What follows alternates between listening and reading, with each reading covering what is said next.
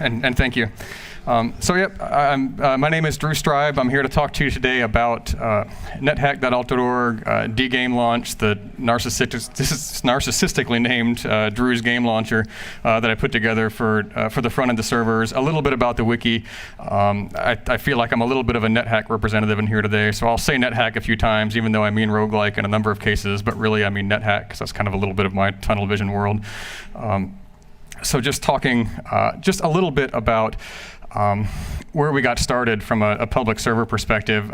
Briefly on me, at least, as I've been an operations guy for a pretty long time, so I'm going to be one of the least coding-oriented persons here, despite the amount of code that I've written. If you've asked anyone that's ever inherited my code, they will tell you and they'll agree with me. I'm not a coder. I shouldn't be a coder, and I have no business writing anything. That said, sometimes it compiles and works, and in the end, that's kind of the bar that I sometimes go for.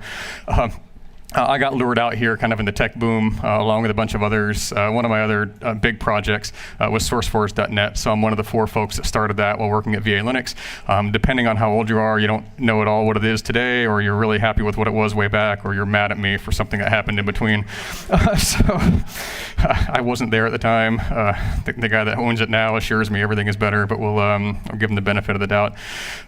Did TiVo hacking work, which gives a little bit of basis for where I started on the server side, as I've always been, and a number of people today at least have talked about community and the NetHack community, roguelike community. That's something I found pretty endearing initially here is that as I started playing NetHack, and at this point I feel like I'm late to the game.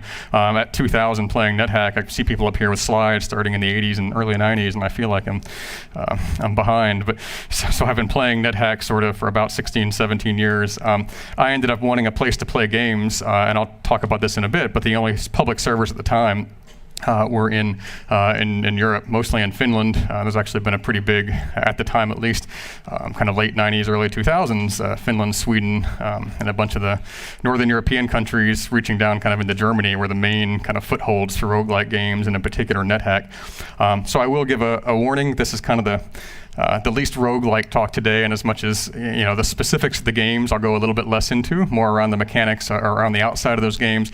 Statistics, what we can do in sort of, in terms of kind of bringing up the community and getting more people playing. It's actually been interesting that there's been a resurgence of roguelike games and NetHack, but others in general. And I'll show kind of some server stats that even show that we kind of had a waning, at least from my view, 2005, 6, 7, 8. We've actually started to get some pickup. Again, and I'm excited for that for some reason. So it's just a brief history of public servers. And this will be nostalgia for me, at least, going back for those 16 years. The original servers for games like this weren't actually kind of the public servers that we see today. Folks that kind of grew up with this, especially in the late 80s, 90s, during the Rogue and Hack and NetHack games, might remember these from universities. The servers were actually local servers you would shell into, and the Bones files shared games. The mail daemon that will come up and deliver your mail for you actually was delivering you email that back before you got 300 emails a day. The instance of getting a new email was interesting, and so playing the game and have that show up was something that was also interesting. The servers that were around at the time, and I'm sure some folks remember these. Fishpool was the big one for a very long time out of Finland. But in January of 2001, when I was getting started in NetHack, they had 22 ascensions listed. Ascending was a lot harder. Sorry, I feel like an old man. Back in the day, ascension was really hard. Back in the day, and they developed features like the ISCHAC bot and FNet NetHack. The channel was in Finnish. If you had hopped in there in 2001, 2000 to look at server games, they would have instantly, it's funny, they would have switched from Finnish to English if they knew that you were a non-Finnish speaker at the time. In fact, one of the little background pieces in the slide here, the rules on that channel say if there's English speaker, or if there's non-Finnish speakers in channel, switch to English. And that was actually on the page for the Fishpool and for the FNet server channel. A few others, a couple out of Germany, Sweden, were kind of the mainstay here. So I kind of got started with things largely because there weren't servers with local latency. All of these, I'll note, were built on previous contributions, so I feel like I get a bit of a pass because I got to basically do nothing but an operational role, but it picked up and gave a place and people to play. Most importantly, it gave me a place to play, which is why I built it in the first place. So why a public server? And I wanted to ask a little bit, the folks on Twitch will just have to believe me on hands. I'm just curious as to folks that play, kind of the two categories up front are people that play locally roguelike games in general, whether NetHack or whether in some way they're playing on some kind of online server. But I'm just curious from a sampling here, show of hands from folks that play at least a reasonable percentage of their games on some kind of online server. All right, for anybody on Twitch, that's about half, or a little more than half, I think, of the audience. So a number of reasons for that.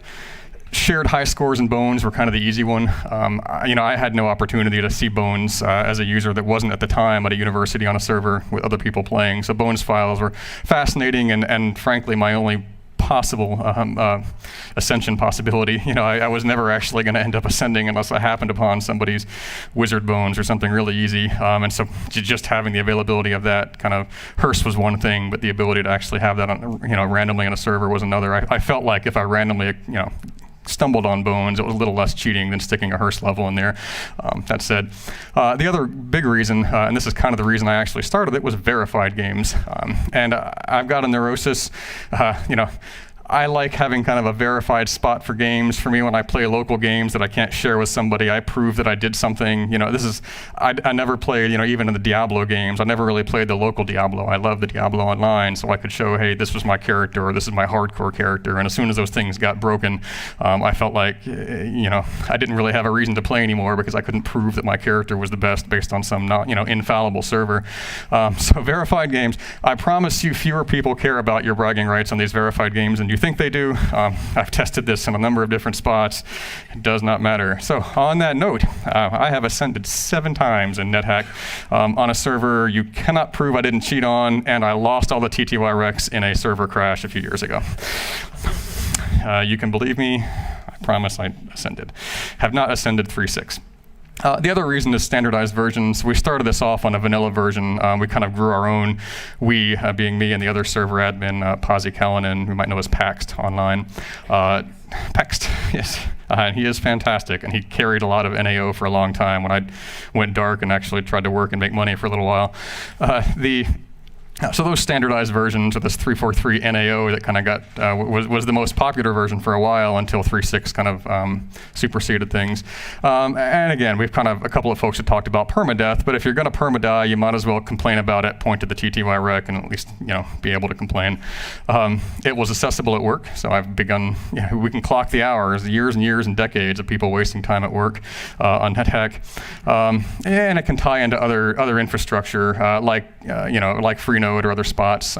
If you don't yet, Freenode IRC, a pretty common open source IRC channel around. NetHack idles 250 or 300 people these days, which is, I don't know, for a niche game like NetHack is a fairly large kind of IRC group. In fact, you can get a lot of help there. And importantly here, and I'll talk to this, Josh, I think, alluded to this 45 minutes ago in his talk, was making the game accessible to more people. So he's doing this with some sound and cool effects on his end. I'm doing this with NetHack static, but accessibility of the game.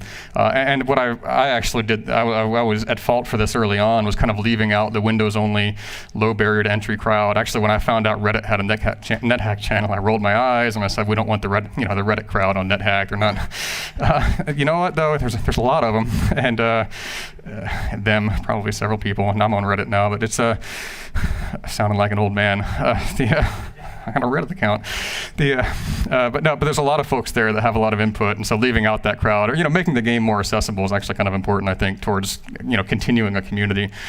So just on NAO in general, so it started in 2001. Again, it was really just kind of a platform for me. The fact that other people hopped on it was mildly annoying because when they asked for things, I didn't want to have to do it for them. But it didn't have I needed a game launcher in front of it, named it dgamelaunch, and I'll go into a little bit of that. Really, though, the server didn't hit stride until 2003, and the game watching was something that I couldn't beat the game otherwise. So watching other people play was something that I thought might be interesting, and I'll talk about it. Piggybacks off the work of some other folks, but made a lot of sense, and it's I think impacted the ability for a lot of people to ascend quickly today. We regularly hit 30 or 40 simultaneous games. I joke here, World of Warcraft, I'm going to make it. So we've 3.6 million played games overall, so it's a reasonable subset. I've been a bit of a vanilla NetHack stalwart in the past, accused of not moving, not supporting variants enough, and while dNethack and UnNethack and NetHack 4 and many others have kind of come around. All those guys are, for the most part, on the dev team now. I've been kind of a stalwart. One thing I'll bring up here, if I don't emphasize it later, everything that I'm doing here is open source. And I should say FSF buddies, free for the Free Software Foundation folks. Either one.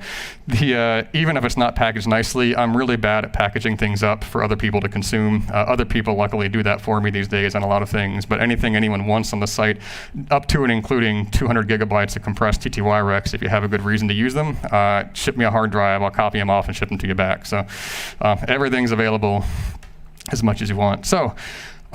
The new thing, the piece that was introduced that was a little different, was this TTY voyeurism, and never tell people you're a TTY voyeur. I actually got a little pushback on this when it first came out, because folks were a little bit proud of the fact they could get down to Gehenom and beat the game, and having people watch them and give away their secrets was not something they wanted. That's the big banner you see if you ever log in today that says, by the way, all the games are watched, just so nobody can complain. It did used to be fairly normal to play for years and never ascend. I did for a year or two. Thus the game watching, so I could watch people do it and then maybe do it myself. But it's actually pretty normal now to watch others, and I have a number of players that pick it up and actually ascend within a few weeks, which makes those of us that spent years and years at it a little jealous. But I'm sure folks here, I'll ask for a raise of hand. I mean, depending on what time you picked up roguelikes or NetHack, it's quite possible you spent 5 or 10 years playing and never ascended. There's actually probably a number of people still in that category.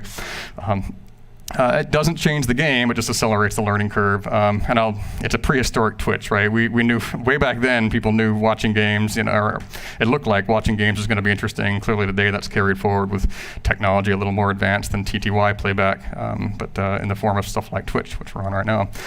I was going to do this, and I'll kind of skip it, because I think it'll, actually, I won't completely skip. If you haven't seen it before, watching games online is actually fairly straightforward over Telnet or SSH. I was a little stoked because earlier on today was a guy named Feck, who's one of the best serial ascenders in the game. But this is one of the things that makes playing on an online server interesting is unique. Is any given time. Of course, I'm going to pick someone that's not moving or not doing anything, but at any given time, you can actually watch people play. And if you look at statistics, you can even find people that are really good or really bad at playing. I've spent countless hours. In Telnet sessions, or more recently here in the web browser-based version, watching folks. But again, if you haven't seen it before, exact same as the game this is actually someone playing live. No idea how good they are, but usually the answer is not very, but sometimes there's there's exceptions. If you're online now, it's just at alt.org NetHack. Definitely easy way to kill time. Someone was talking to me earlier about making screensavers out of it. Sounds like a great idea to me. Quickly on dgamelaunch, this is basically the front end. I built it for NetHack. It really is for any TTY-based front end, any game. It's short for Drew's game launcher. It has no big meaning other than the fact that I name things really horribly. Again, not a programmer. My answer to portability was it runs on my system, so other people eventually packaged it up, made it work on BSD and a bunch of other things. At the time, it worked on mine, which was enough. It is a massive security headache. It does employ game watching, and that's probably the biggest reason why I think people still use it today. As a front end, it's not terribly impressive, but it does do the game watching pretty well.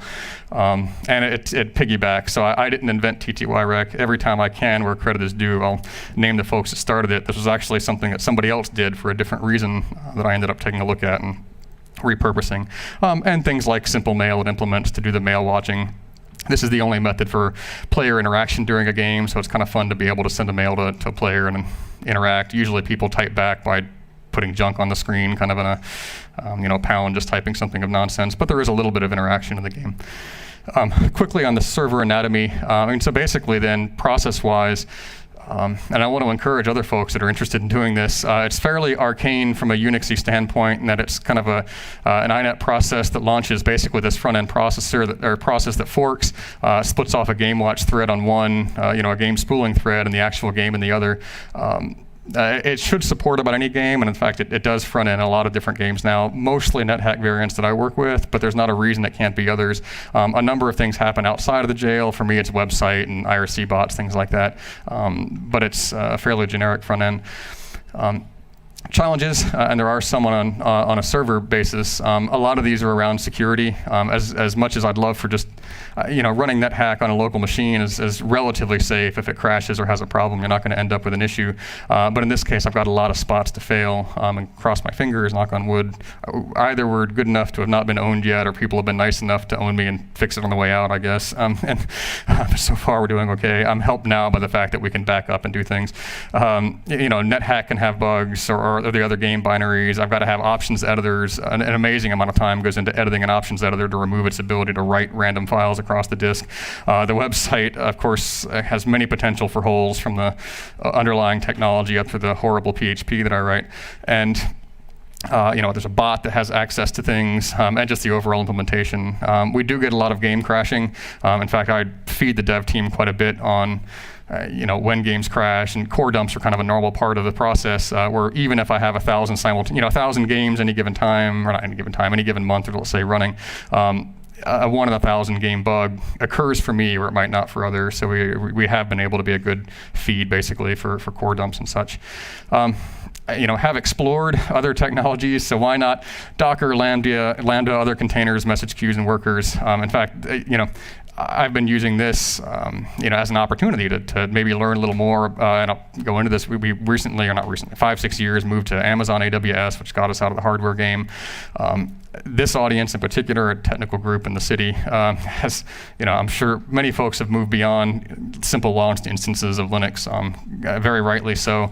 A few reasons we haven't done it. One, it's a NetHack server. It's not a big unicorn startup. I'll take a quick break here to say, if someone knows how to get rich doing this, the talk is over. I'll meet you right over here. I would love for this to be a money-making enterprise. I just don't see it. But why not more elegant given the chance? There are a couple of reasons why we haven't gone there.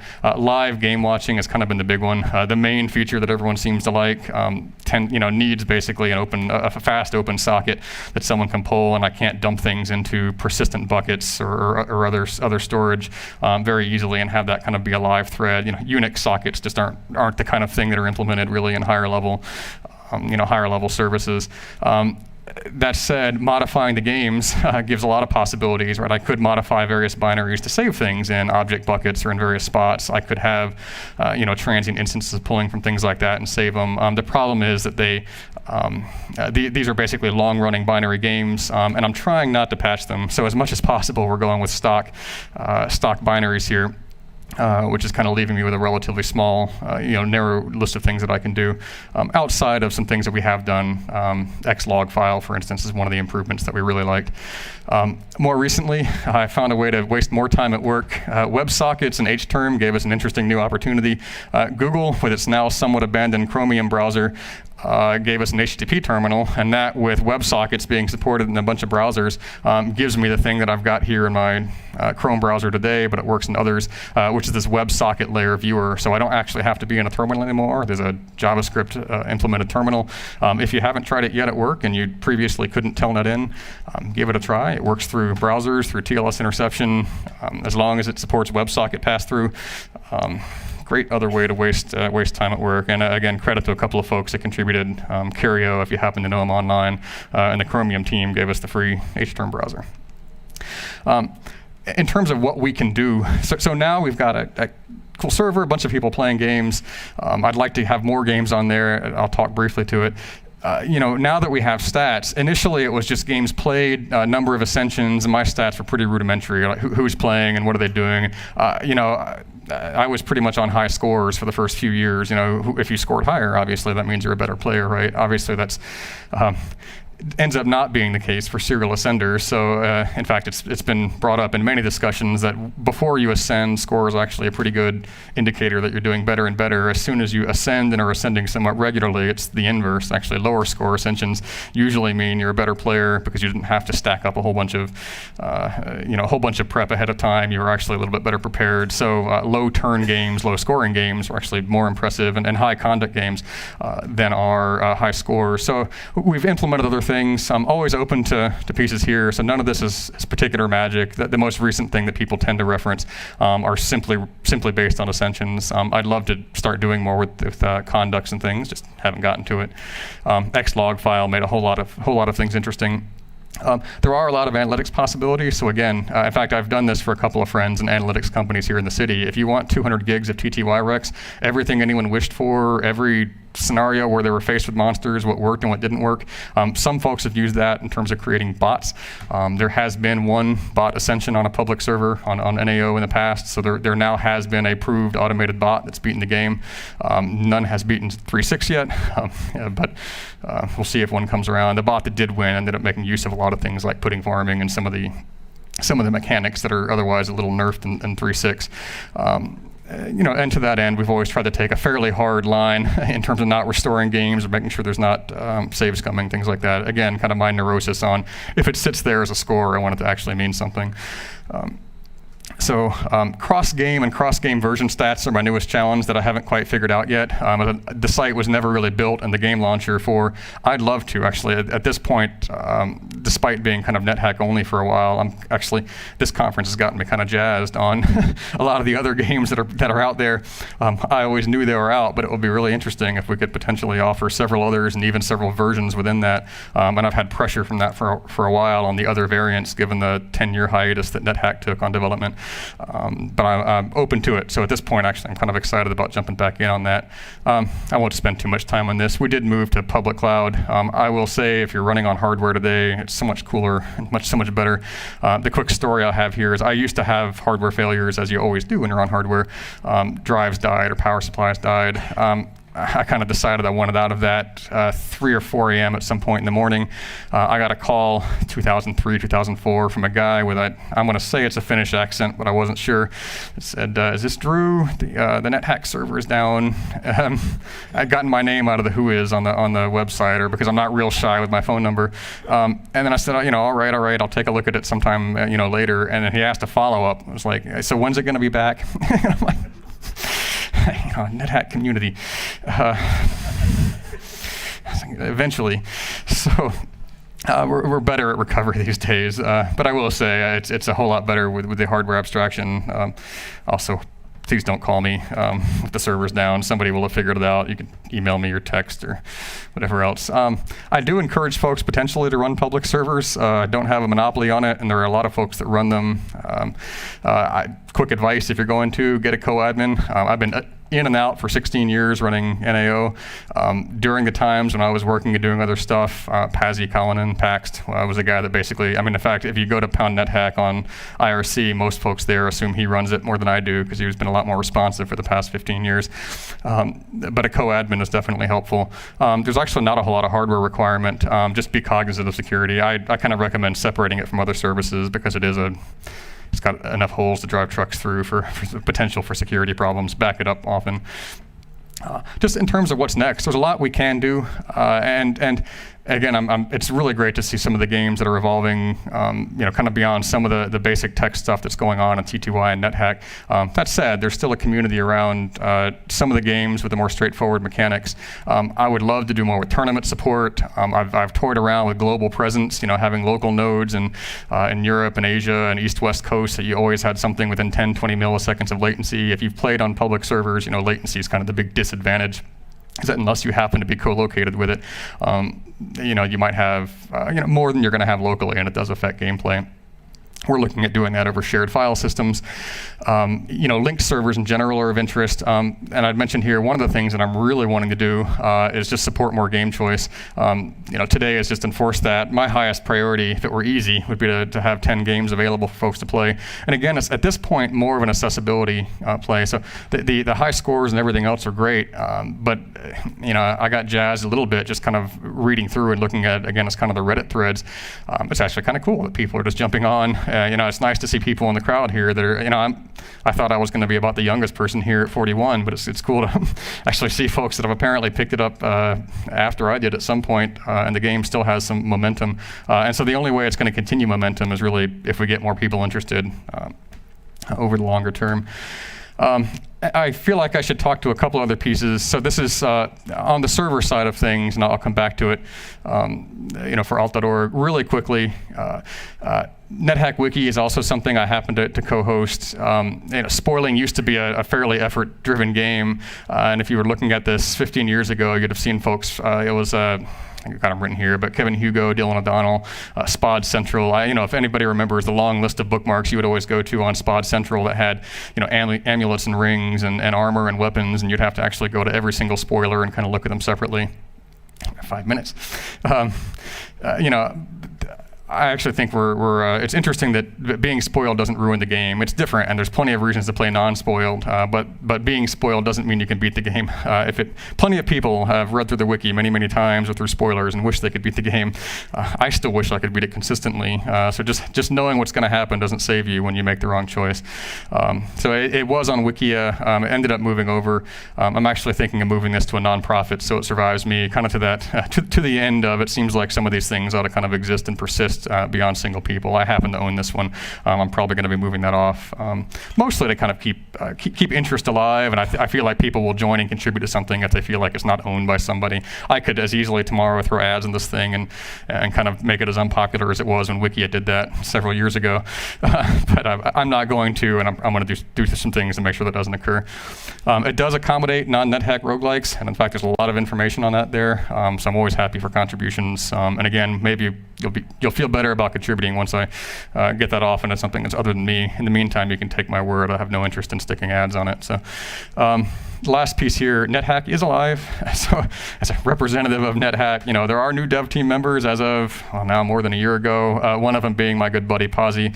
But there's more dev team members here.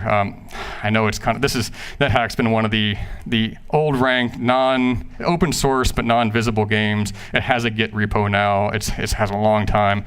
I won't make excuses for any of that. I'm not on the dev team, so I couldn't anyway. But folks like Pazzi, some of the newer members, even the members that I'm interacting with now that have been on the team for a while, seem to have some renewed interest. So looking forward to a little more occurring there. That said, I'm also not looking to keep public servers, and mine in particular, NetHack specific. So it's just easier that way. A 10-year lull kind of gets you into a fairly easy mode of things, and so I didn't have to change anything for a long time. Last piece, just call to action. Coding is an easy way to contribute. An obvious way, not easy, to contribute, and very necessary. But accessibility to a big audience is a big deal, and anything that we can do kind of broaden that. I think that's, in my NetHack age, if it were, I think the idea that we can bring NetHack to a bigger audience and kind of fill that pipeline of folks that get interested in it, whether they're playing in a browser to make it easier, or whether they're playing online. The fact that you could do a phone game kind of with an online terminal, makes an easy port, is something that I find really interesting. I was going to take questions, and then I'm kind of out here. The usual questions go in the realm of, why don't you do X on the server? And the answer is one of two things. It was hard, and I'm lazy. I haven't gotten to it yet. Please help. This is as much as anyone is interested in contributing or helping out. I'm not here to lock anybody out of it. So, and with that, hooray!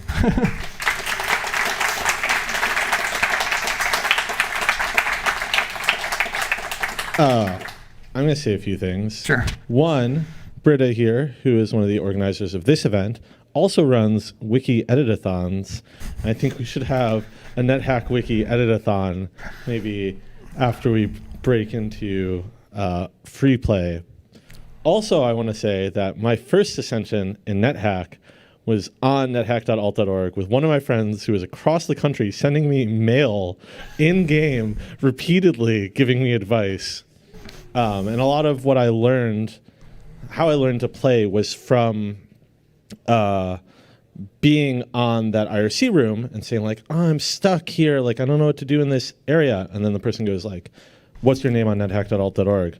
I'll go watch the game and see like oh, open your inventory, okay, scroll down, like, oh, well, you have this like wand of digging, use that wand of digging. And so I don't know what you think about that sort of community aspect of communication. I don't think I'd have beaten it without more help. And it was a lot more sparse at the time. Now it's actually been great. Like I said, it's just a more advanced version of a spoiler, right? You could have eventually gotten to that kind of on your own, but at some point, yeah, people are just spoilers. People are just spoilers waiting to spoil you. I'm okay with it. I'm sorry, we are actually out of time. So no more questions. And now it's time for Lightning Talks, hosted by Britta. So again, big round of applause for Drew.